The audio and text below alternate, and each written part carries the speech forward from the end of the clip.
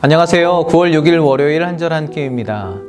어제 주일 예배를 통해서 은혜를 주셨고 또 한 주간을 시작하시게 되는데요. 주신 은혜에서 벗어나지 마시고 말씀과 함께 주와 동행하는 복된 한 주간이 되시기를 간절히 축복합니다. 오늘과 내일은 사사기 15장 말씀을 보려고 합니다. 지난 토요일 날 시작된 이야기가 계속 진행이 되는데요. 하나님의 영이 임한 삼손은 블레셋 딥나라는 곳으로 가서 한 여인을 만나게 되죠. 그리고는 부모에게로 돌아와서 그녀가 내 눈에 옳습니다. 그녀가 내 눈에 보기 좋습니다. 당장 결혼을 하겠다고 막무가내로 때를 씁니다. 삼손이 자기 눈에 보기 좋은 대로 이렇게 제멋대로 행동하는 것은 그 당시 각기 자기 소견에 오른 대로 행했던 이스라엘 백성들의 영적인 상황을 그대로 보여주는 것이라고 할 수가 있겠습니다. 사사기에서는 하나님의 백성이 가져야 할 절대적인 판단 기준, 삶의 방식, 그 기준을 분명하게 누차 강조해서 제시하고 있습니다. 그것은 여호와의 목전에, 즉 하나님의 눈입니다.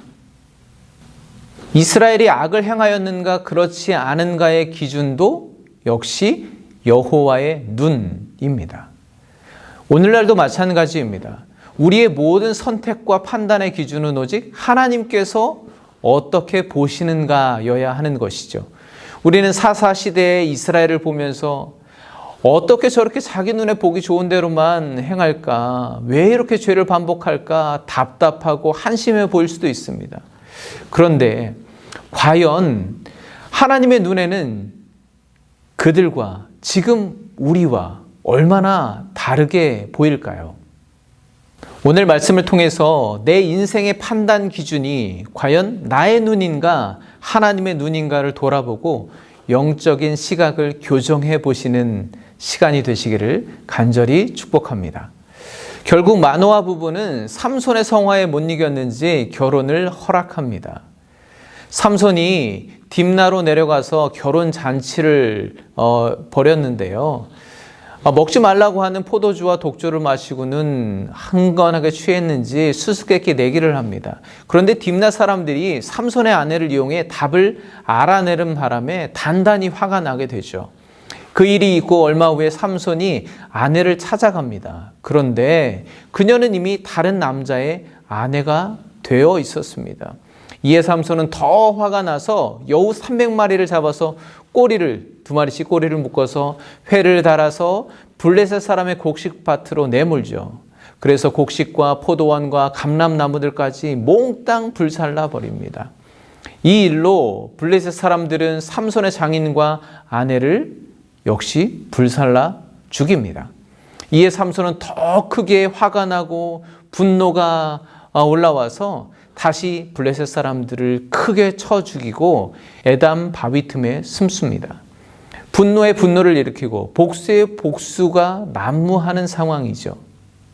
결국 블레셋 사람들은 삼손을 잡아 죽이기 위해 유다의 레히라는 곳에 진을 칩니다. 삼손 개인이 벌인 일이 국가 간의 전쟁으로 번질 수 있는 그런 위기의 상황이 된 거죠. 그런데 하필 삼손이 자기 지파 단으로 간 것이 아니라 유다 땅으로 와서 숨어 버렸습니다.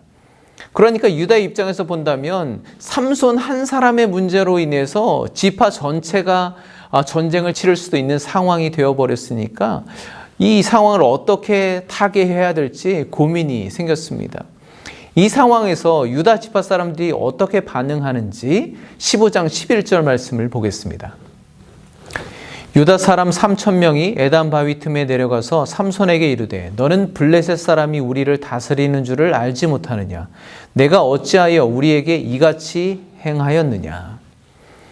유다는 3,000명이나 되는 사람을 이끌고 삼손을 찾아가서 이렇게 따집니다.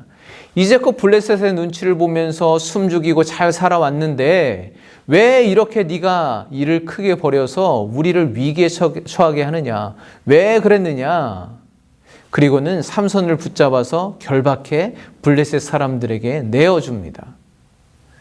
여러분은 지금 이 상황에서 유다 사람들의 선택, 그들의 행동을 어떻게 보시나요? 그들은 블레셋 사람들로부터 지배를 받고 있는 지금의 굴욕적인 삶을 벗어날 마음이 조금도 없습니다. 그러니 삼손의 그 어리석은 행동으로 인해서 그들에게도 불똥이 튀어서 더 큰 어려움, 위기를 겪을까 봐 지금 노심초사하다가 결국은 자기 형제인 삼손을 블레셋에 내어준 것입니다. 네, 어쩌면 객관적이고 냉정한 시각에서 본다면 이건 삼손 개인의 문제니까 우리 지파와는 상관이 없는 일이니까 그냥 네가 희생하고 그냥 네가 받아야 할 벌을 받고 끝내자라고 볼 수도 있는데요. 과연 그럴까요? 여호수아 15장을 보면 지금 문제가 되고 있는 블레셋의 딥나 땅이 가나안 정복 때 유다 지파가 정복해야 할 땅인 것을 기록해 두고 있습니다. 그런데 유다는 그러지 못했던 것이죠. 가나안 시대에 유다 지파하면 떠오르는 사람이 갈렙이 있습니다. 또 첫 번째 사사인 온니엘도 있죠. 그렇지만 그때도 유다는 이 딥나 땅을 정복하지 못했습니다. 그 이유가 사사기 1장 19절에 나오는데요. 여호와께서 유다와 함께 계셨으므로 그가 산지 주민을 쫓아내었으나 골짜기의 주민들은 철병거가 있으므로 그들을 쫓아내지 못하였으며. 네, 제가 사사기 초반에 나누었던 말씀이기도 한데요. 그렇습니다. 유다는 하나님이 기업으로 주신 그 땅을 철병거가 두려워서 정복하지 못하고 그 땅에 블레셋이 살게 놔두었습니다. 이제까지 그들이 두려워서 차라리 그들의 압제를 받고 속박을 받고 눈치를 보며 잘 맞춰줘 사는 게 그저 최선이라고 현실에 타협하고 안주하며 살아가고 있었다는 것이죠. 제가 초반에도 말씀드렸지만 지금의 이 상황을 그저 인간적인 눈, 유다 지파의 눈으로 본다면 삼손을 블레셋에 내어주고 전쟁을 피하고 위기를 모면하는 것이 안전을 보장받는 것이 가장 합리적인 효율적인 선택이라고 할 수도 있습니다.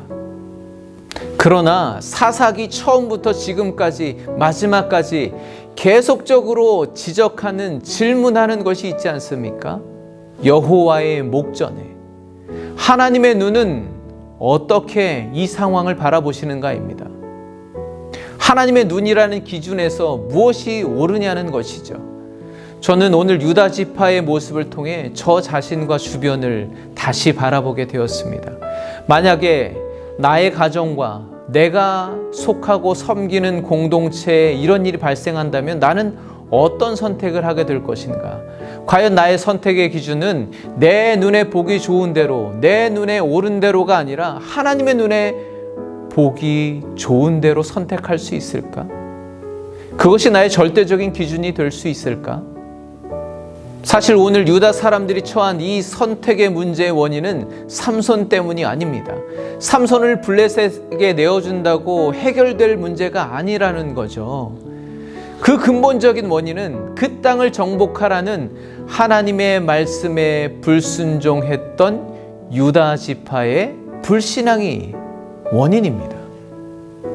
만약 여러분의 가정에, 여러분이 속한 공동체와 교회에 이런 일이 발생한다면 여러분들은 어떤 선택을 하시겠습니까?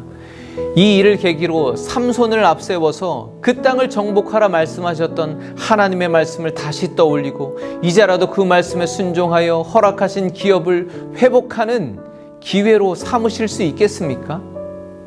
아니면 그 한 사람, 그 문제거리를 세상에 내어주고 그저 이렇게 안일하게 살아가던 그 현상을 유지하기에 급급하시겠습니까? 지금 하나님의 눈은 어디를 바라보고 계실까요? 하나님이 그리시려는 큰 그림은 무엇일까요? 사실 쉽지 않은 문제이고 결정하기 어려운 선택일 수 있습니다. 그러나 분명한 것은 하나님의 말씀은 변함이 없다는 것입니다. 하나님의 눈은 상황에 따라 굳거나 변하지 않는다는 것입니다. 그러면 우리의 기준은 어디에 있어야 할까요? 오늘 여러분의 삶의 기준은 나의 눈입니까? 아니면 하나님의 눈입니까? 오늘 이 말씀을 통해서 여러분의 영적인 시각을 다시 교정해 보실 수 있기를 간절히 축복합니다. 평안하시고 내일 뵙겠습니다. 감사합니다.